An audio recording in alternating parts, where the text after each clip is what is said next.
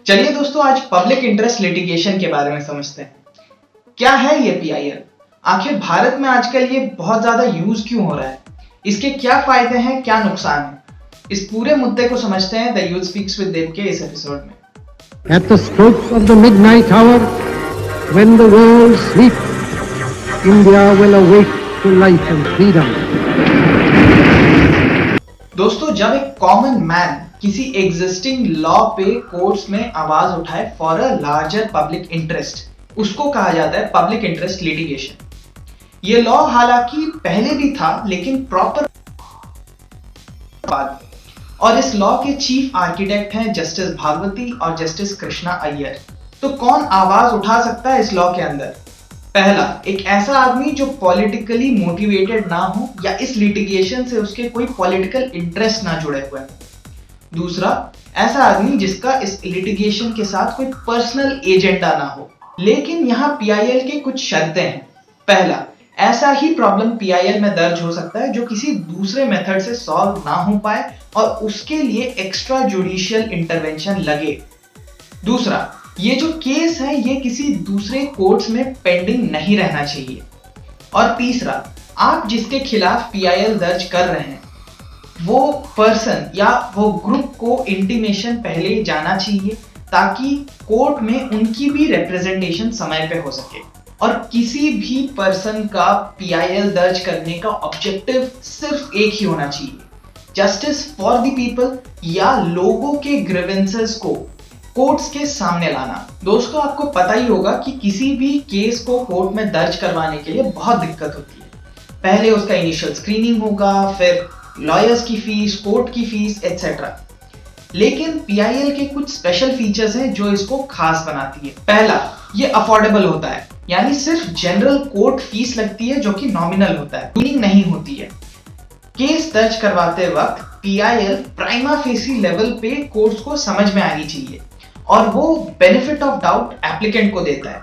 Since वो ये case register कर रहा है, इसका मतलब वो प्रॉब्लम में है और उसको जस्टिस चाहिए। तीसरा, ये केसेस सिर्फ हाई कोर्ट और सुप्रीम कोर्ट में दर्ज होती है, यानी आपकी छोटी से छोटी प्रॉब्लम के लिए सुप्रीम कोर्ट के दरवाजे आपके लिए खुले हैं। चौथा, दो ये एक एक्स्ट्रा जुडिशियल प्रोसेस है, लेकिन यहाँ भी due procedure of law follow होता है। Fifth, PIL generally protection of fundamental rights के लिए दर्ज होते हैं और इसीलिए यहाँ आपका रिट पिटीशन दर्ज होता है, यानी ये कोर्ट गारंटी देती है कि अगर आपका फंडामेंटल राइट इफेक्ट हुआ है तो आपको प्रोटेक्शन मिलेगा। चलिए अब देखते हैं कुछ कैटेगरीज जहां पीआईएल एक्सेप्ट हो सकती हैं और कुछ कैटेगरीज जहां नहीं हो सकती है।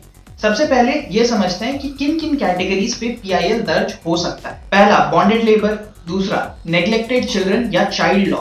तीसरा, मिनिमम वेजेस। चौथा, जेल पेटिशंस या ह्यूमन राइट मेंटेनेंस इन जेल्स। पांचवा, पुलिस पेटिशंस, यानी अगर पुलिस किसी के ऊपर थर्ड डिग्री टॉर्चर कर रहा हो, मेंटली हरास कर रहा हो या shoot out of the books कर रहा हो, तब आप पीआईएल दर्ज कर सकते हैं। छठवां, प्रोटेक्शन ऑफ विमेन। सातवां, protection of SC and ST. आठवां, राइट विक्टिम्स। नौवां, प्रोटेक्शन ऑफ एनवायरनमेंट। और 10वां, प्रोटेक्शन ऑफ नेशनल इंटरेस्ट। इसके अलावा अगर केसेस हो on family dispute, transfer of job या लैंडलॉर्ड वर्सेस टेनेंट, तो इन सब जगह आप पीआईएल दर्ज नहीं कर सकते, क्योंकि ये लार्जर पब्लिक इंटरेस्ट को ध्यान में नहीं रखता। अब दोस्तों, आप ये समझ सकते हैं कि कितना पावरफुल ये टूल है फॉर कॉमन मैन। लेकिन जितना पावरफुल ये टूल है, उतना ही इसका मिसयूज भी होता है।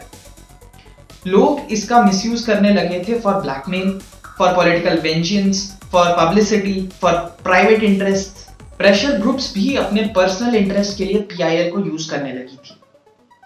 इसके साथ पीआईएल से जुडिशियल एक्टिविज्म भी बढ़ गया था, यानी जो लॉज सरकार या पार्लियामेंट को पास करना चाहिए वो लॉज अब कोर्ट्स पास कर रहे थे। इन्हीं सब इश्यूज की वजह से अब पीआईएल में इनिशियल स्क्रीनिंग भी होती है। नॉर्मल केसेस में इनिशियल स्क्रीनिंग जैसी होती है, उतना डिटेल्ड तो नहीं, लेकिन 1 राउंड ऑफ स्क्रीनिंग होती ही है। और अगर पाया गया कि एप्लीकेंट का जो भी क्लेम है वो फॉल्स, फ्रिवलस या पर्सनल इंटरेस्ट से रिलेटेड है, तो एप्लीकेंट के ऊपर हैवी पेनल्टीज भी इंपोज किए जाते हैं। दोस्तों, हमारे देश में पॉलिटिकल और लीगल अवेयरनेस बहुत कम है। लोगों को पता ही नहीं है उनके राइट्स क्या क्या हैं और इसीलिए कॉमन मैन सफर करता है। एज अ यूथ, ये हमारी रिस्पॉन्सिबिलिटी होनी चाहिए कि हम लोगों को उनके राइट्स के बारे में जागरूक करवाएं, ताकि उनके अधिकार इफेक्ट ना हो।